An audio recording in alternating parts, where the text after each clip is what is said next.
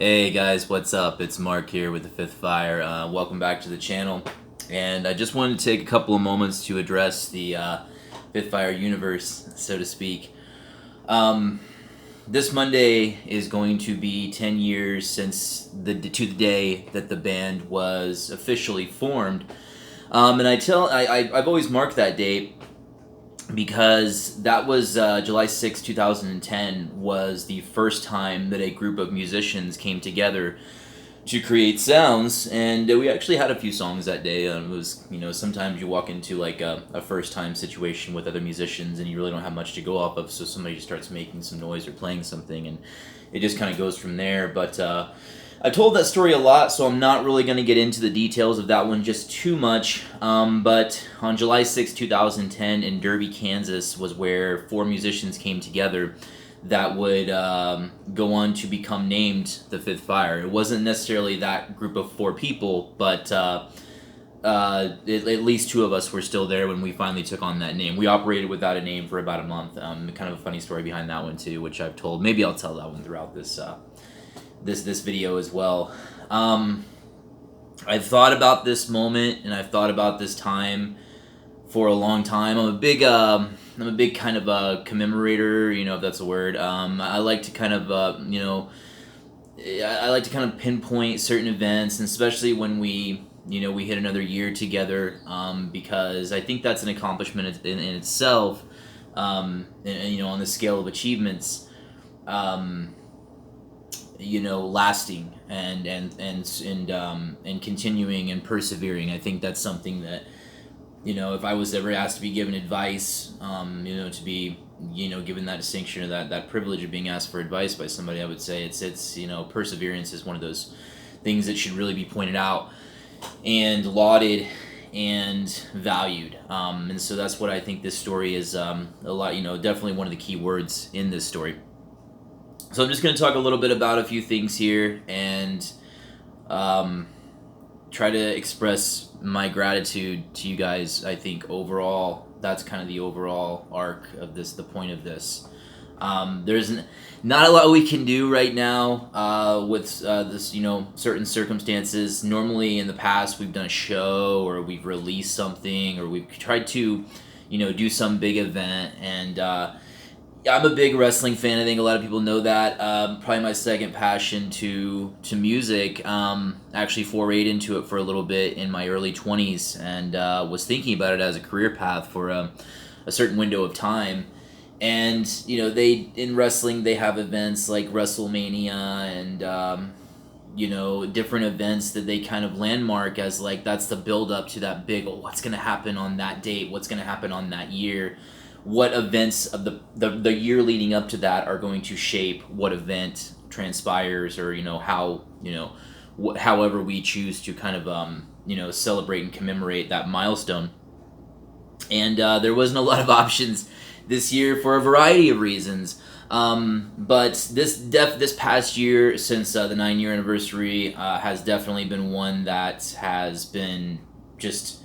Besides all the stuff that's happened to us collectively as a whole, as a society and as a world and as a planet, just in our world has been, there's been so many shakeups and so many changes. So I really think that's something to, hopefully we can all kind of bond together on, in that, all of our lives have gone through not only collective and universal changes, but they've gone through personal and individual changes as well. I'm sure that's happened for you guys as well. We moved to Las Vegas in October of 2019. That is something that we've been planning to do for a while. This is going to be all over the place. I don't really have like a reference sheet or kind of an order of the way I want to talk about things. I just wanted to speak to you guys from the heart, and I always think that's the purest way to do it.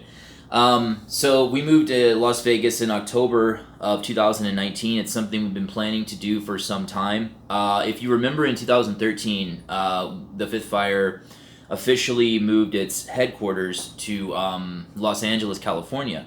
And we were listed as being from Los Angeles, California for up until we moved to Las Vegas. Now, this has been somewhat of a source of, I don't know if I want to say controversy, but some speculation, some conjecture. And I just want to address that right now because I've never actually done it formally. I've never actually done it on any of our social media sites or anything like that.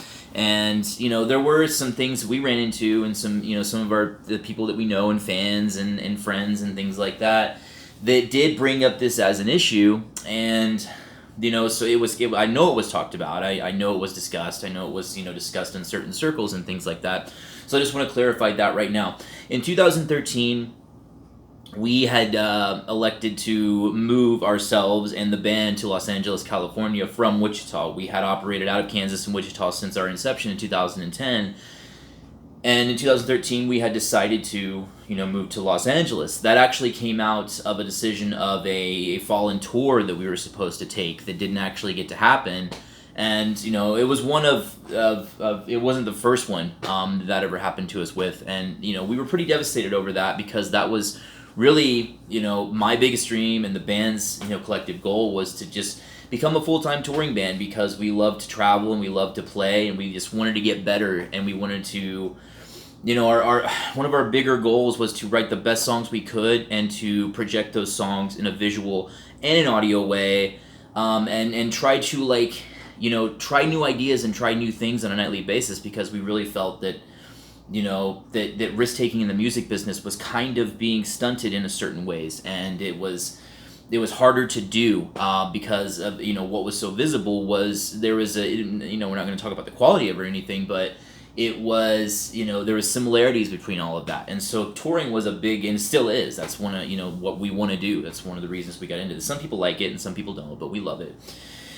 And so we had a broken tour, and we're like, well, let's move somewhere else. Let's start a new journey. Let's push ourselves. Let's a variety of reasons. And so in 2013, we're actually late mid 2012, we said, okay, we're gonna move to Los Angeles, and we did. We moved to Los Angeles in March of 2013, I believe. And it was myself and my manager at the time were the only people that were really associated with the band, so I was really going to have to kind of restock and restaff the band, so to speak, when I got to LA. And I was in the process of doing that, and we came out with a certain budget, and we didn't have jobs set up. We didn't have really a house or anything like that to live in set up. We didn't really know a whole lot of people. We knew some people, and we just mild acquaintances, but we were just kind of to do it ourselves, and things happen, and it got expensive to live, and we were living in hotels and week to week hotels, and then the money just started to burn, and the jobs and the weren't really coming, and the income wasn't coming as much as quickly as it needed to. So unfortunately, and it really wasn't my decision, but it was unfortunately the only decision at the time, we kind of had to go back to Wichita in Kansas, to where we had some people that could kind of help us out and house us and shelter us for the time being. I know that's it's just me being completely honest about the story. That's exactly what happened. And so we moved back, and the idea was all along to never stay back. We always just were like, okay, this is a temporary break, and then we're going to find a way to get back to LA. And what on our minds was, especially mine, was a relatively short amount of time. So we left our social media and our hometown information as being from Los Angeles because we'd always intended on going back, as soon as possible. I had I was ready to move on to a new chapter in my life, and for me, if you know me, it's I'm never really one to want to really visit the past, unless it's during a late night conversation with some drinks and some cocktails, and just kind of reminiscing and telling stories and stuff like that. But I'm not really one to kind of want to revert to where I was before. Even if it's difficult, I want to keep going and trudging on because I know that's where the good stuff really lies, even if it's kind of difficult to arrive at that point. So that kind of addresses that, and then what happened is we kind of just 1 year turned into 2, and 2 years turned into 3, and the idea was to always move back to LA. It didn't really kind of stop becoming that didn't really stop being kind of the end goal until around 2017 2018, I thought. And it was is California really a destination anymore? We didn't really know, and so we started to think of some other different places to go. But initially we had planned on moving back to LA, and that's why we never changed the information, because we didn't know if once we did, the opportunity was going to be presented to be able to pack up and go right back. So if that ever caused any confusion, if that ever caused any obfuscation or anything like that, I want to apologize. That was never our intention. But seeing it from our perspective and our vantage point was, we never intended on staying, but we had to work while we were there. And I've never wanted to just sit still. And anybody who knows me is like, I'm not one to just kind of like, okay, now we're here, we'll just wait until this moment and get it. No. I did what I had to do. We did what we had to do. And the funny thing is that one of the reasons that we wanted to move to LA was not just to play there and play the club scene, we were actively trying to seek a record deal. And it happened right as we were about to leave LA. And the whole story with LMC and that all those things, it was a crazy time. 2013, one of my favorite years of not only being in the band and the Fifth Fire, but of my entire life personally. We got the deal with LMC towards the end of leaving, back from to LA, back to Wichita, and then things really just blew up right then. So we really didn't have a lot of time to think about it. I mean, we went on our first national tour. We shot our first video in late 2013, which I'll get to a bit. We didn't actually get to release that. And so, we were just like, okay, well, we had been effectively distracted from moving from Los Angeles back to Wichita throughout all the way up to about 2015, I would say, to about the end of 2015, because those were some of our keen years where we were the busiest and we were on the road a lot. So I was pretty well distracted, and I wasn't thinking about it a whole lot, and we just, we're still an LA band in my mind, and we were always going to get back there. In fact, we spent a lot of time there. In 2014, we spent a lot of time on the West Coast. We spent a lot of time actually right here in Las Vegas and LA and San Diego and cities like that, touring and playing. So it felt like we were anyways. It wasn't until, I would say, late 2015 that we started kind of settle back into living in Wichita. And then for the next couple of years, that's kind of was the stalwart for us. And but we always knew that we wanted to just kind of move on and challenge ourselves and things like that. So hopefully that clarifies that for everybody. I know I've never really talked about that and gone on record, publicly about that. And the reason being is just because there was so much else going on that, to me, it was trite and insignificant detail. And a lot of entertainers, they often live one place, and to kind of fill out their their persona and things like that, they say they hail from a certain place, so it's kind of a common thing. But we never meant to be deceptive or misleading or anything like that. In our hearts and our minds, that's where we were, and that's what what we had become. So that's what we were intending to be. It was an LA band, and some circumstances just happened, and that's that. So hopefully that clarifies that. Like I said, I've never really addressed that publicly or anything like that, and it feels good too. So hopefully that clarifies that for everybody. Again, 10 years. It has been just the journey of a lifetime. It's funny because coming out of the previous band that I was in, going into the Fifth Fire, I met this person, and again, it's never just seemingly one event that leads to something that's like one of the most significant presence in your life. It was a lot of little things that came together. And I remember I was kind of like, it was almost like I was, when the Fifth Fire started, I was coming out of another band, and I was still, wasn't like the love of my life or anything like that, but it was like coming out of a relationship where you invested a lot of emotion and you put a lot of effort into it, and you were still kind of on the rebound, so to speak, if I can make that analogy. And when the Fifth Fire started, the person that I started it with was actually probably just even a little bit more gung-ho and enthusiastic than I was. I was looking for something to do. I needed something to do. I mean, anybody who knows me, when I'm not making music, I'm not Mark. And when I'm not creating, I'm not Mark. When I'm not performing, I'm not Mark. These are the things that I love to do, that define me. But more than any of that, they just give me a sense of happiness. They give me a sense of joy. They give me a sense of purpose. They give me a sense of meaning. And that's the dragon I've been chasing my entire life. So, so I was just looking for something, and it was like, well, this guy, he seems really intent, but I was like, I'm not sure, because you're always a little weary and things like that. So at first I was just like, I'm just doing it. It's just, I'm just going to go do it. It's just, we're going to go do this thing, and we're going to go form this band, and we're going to see how it goes and what happens, and, it is what it is.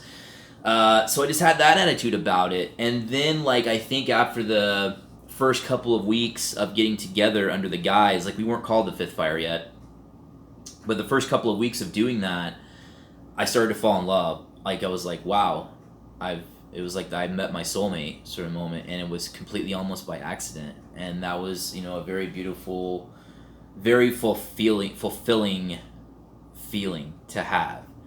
And that's why coming to this point, is so amazing for me, because it's oftentimes when you're not looking for it that you find the thing you're seeking the most. And here I sat 10 years after that time period, after that date, having gone through so many just,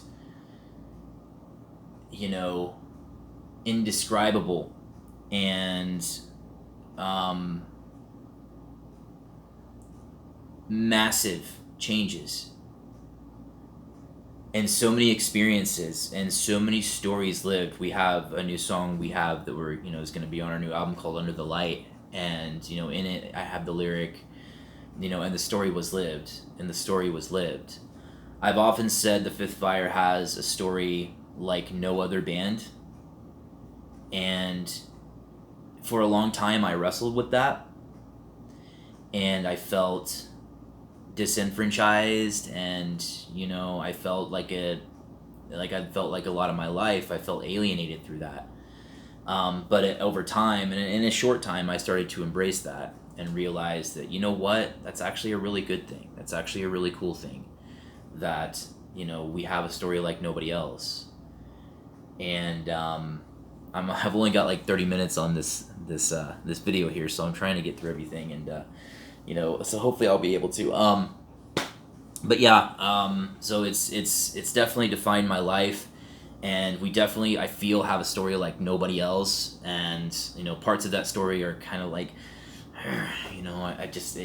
it's kind of like little embarrassing, tidbits of stuff and things like that you don't really want to, remember, but you come to embrace these things, and you come to kind of own these things and make them your own. And hopefully, we've successfully done that. To tell some stories over the past few years. So real quick, I thought it'd be fun to share a couple of fun little stories with you guys that maybe not be well known, maybe known. So one of the first ones that comes to mind is our first show here in Las Vegas, which this show we did here in Las Vegas was one of the reasons I probably decided to move out here.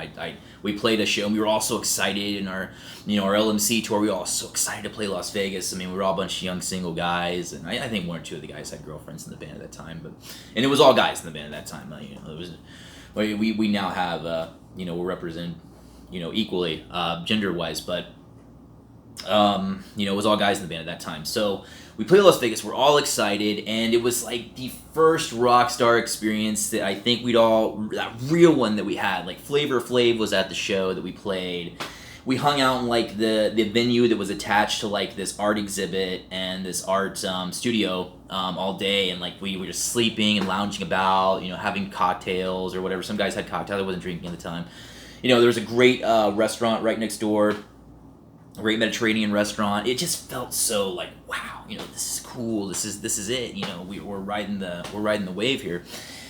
We had the show, and I think before our set, our guitar player was lounging on this bench out behind where the stage area is, and a photographer happens upon him and took quite a liking to him. And he comes in. It's one of these things where he's trying to kind of explain this to us, and he's like, "Well, I just met this guy, he's a photographer, and he's like, he really wants to shoot us," and he's like, he really wanted to shoot me at first, but then he's like, he saw all the rest of you guys, and he's like, "Oh, you're so pretty, all of you," and we weren't sure how to take this.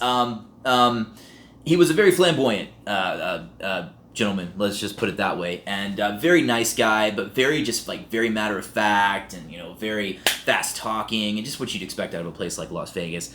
And he takes us to the back, and he takes these shots of us, which are like the greatest photos I've ever seen taken of us. They were just, and we still haven't gotten them to this day. We saw them like one time he showed us, and he never gave them to us. But it's almost like one of those things. It's like it's almost better left in the memory, because it probably wouldn't do justice to like how it felt like if you saw them now. And so he wants to do a shoot with us. He wants to take and do a shoot with us at his almost like commune, which was like a house in the desert, which is very just stereotypical, like you'd see in like a 90s independent film or something like this. And it's a ways like after the show, and our manager, and it was like during a Mercury retrograde that this tour happened, and our manager's really upset because we're gonna go do this and she doesn't want us to, and we're like, no, we're gonna do it, and we go out, and it was a great experience. But I remember like driving through the night just to get there, because it was kind of off schedule a little bit, but we had enough time. We had our next show the next night in Reno, so we show up there, and he's like, okay, and he's like, okay, and he's like giving us all these outfits. He's like, I'm gonna do a shoot with you guys. And all these outfits are just totally nothing we would ever do. And I remember he kept telling us, he's like, you guys gotta look tough. You gotta look tough. Come on, you guys need an image. You guys are great, and your music's good, but you need a persona. You need an image. And we were like, okay. So he's giving us all these clothes. He's like, you put on this. And I remember succinctly at one point looking at the bass player and making eye contact with him. And we both just kind of looked at each other like, what the heck are we doing right now? Like, this feels so odd. And, we go do the shoot, and the pictures are great, but it just wasn't us. The entire experience was so much fun, though, and it's so unforgettable. We never regretted it. We bonded as a band in so many different ways that day, and it was really probably the apex of that tour. Another story here real quick, our 6-year anniversary.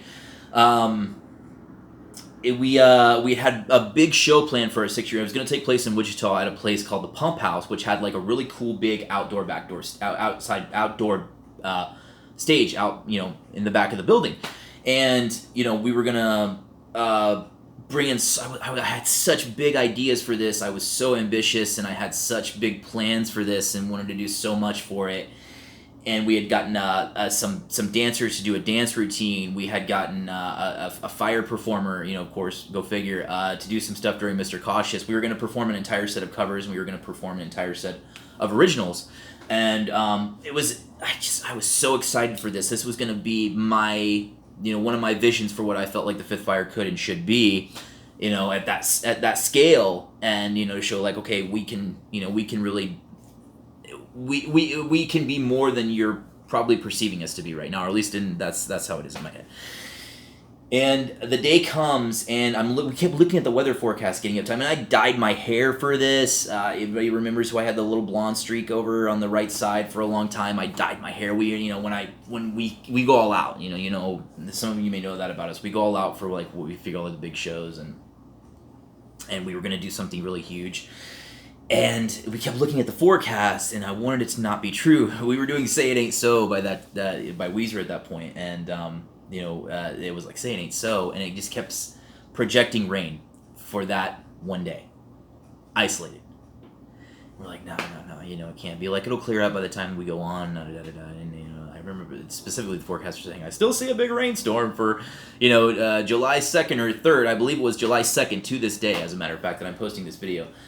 And wouldn't you know it, the day comes, and the most cataclysmic fucking rainstorm descends upon Wichita, Kansas, and I am devastated, and we are devastated, and everybody involved, I give them credit, the club themselves, we were also excited, because I had a feeling that we were going to really draw huge for this, and, everybody was doing everything they could to salvage it. We actually showed up.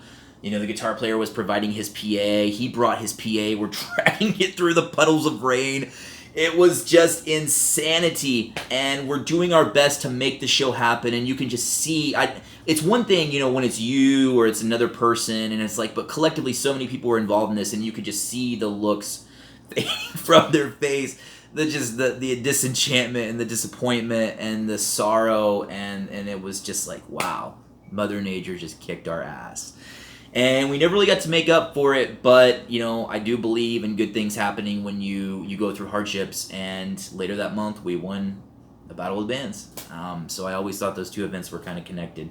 Whatever reason, that was not supposed to happen for us, but the other event was supposed to, and that was pretty cool, and that was a big victory for us, and we were really happy about that. Like I said, I've got just about 30 minutes on this video, and I don't want to go on and ramble on too long because I can definitely do that. I just want to thank you guys from the bottom of my heart. Let me get to that in a minute. Let me send some thank yous to some other people that are very key in all of this. First of all, I want to thank all the musicians who have been a part of the Fifth Fire over the years. I have learned so much from all of you. It has been a pleasure and a privilege to play alongside you, either in the studio, writing songs, rehearsing, or performing. I remember every single one of you, and thank you all. Just fortunately for the Fifth Fire, too many of you to name, but just know that some of us talk and some of us had good relationships and some of us don't have the best relationships. And that's what happens when you work together and you're so passionate about your creativity. But do know that I'm appreciative towards all of you. I want to thank my mom, because without her, there is no Fifth Fire. Little known fact, my mom actually went into debt in 2015 to send the Fifth Fire to Brooklyn and New York, and we made it. It was quite a tour. That was a tour from hell. But we made it, and my mom went into debt, and she was in debt for about 2 years, and she recently just paid that off. Actually, probably longer than that. She recently just paid her credit cards off that brought her into that debt. So thank you, Mom. I love you for believing in me, believing in this, and I'm thankful that you continue to. Without you, I am not able to devote 100% of my time to this, and that's never lost on me. Lydia, you are my only bandmate right now, but you're definitely one of my favorites.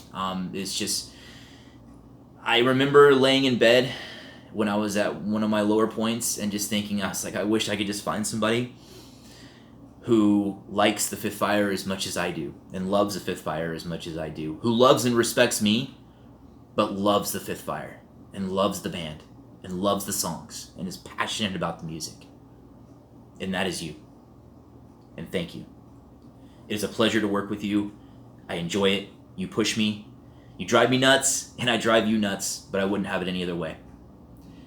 Diana, you've been to more Fifth Fire shows than anybody besides me, and you are my best friend, and you are the one person in the world that can calm my nerves when they're just, popping over like Jiffy Pop in the microwave, that we like to enjoy so much, and watch Hollywood Game Night and assorted other television shows. I love you, and thank you for driving me to shows and getting me there safely. And to all of you, I want to thank you for making this journey possible. I want to thank you for sticking with us, and I hope that you will stick with us to the next decade. And I know that there's so much craziness going on right now, and we could sit here and say so many different things about what that means, but I truly feel that music is healing, and music has the power to connect and unite. And if there is any fucking time in the history of the world that music and rock and roll and hip hop and punk and whatever it may be is needed, it's now. So for all of you who are out there making music, contemplating making music, who were making music, continue to make music. Please, we need it. We will continue to make music because it's the only life we know, and it's the only one that we want. It has been an incredible journey of 10 years, of a decade. And I'm the only guy here that was here from the start, but the name remains. The mission statement remains. The intent remains.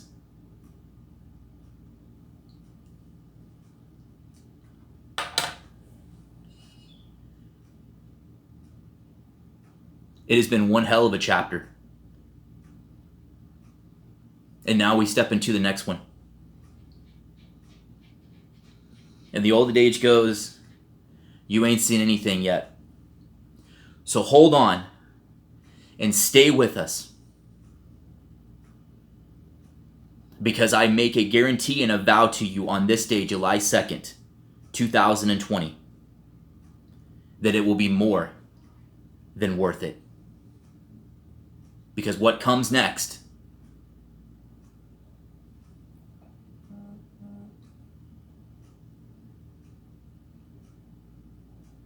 will supersede anything that has come up to this point. Thank you for 10 years of amazing shows, amazing experiences, amazing moments. And we look forward to, over the next 10 and beyond, creating more.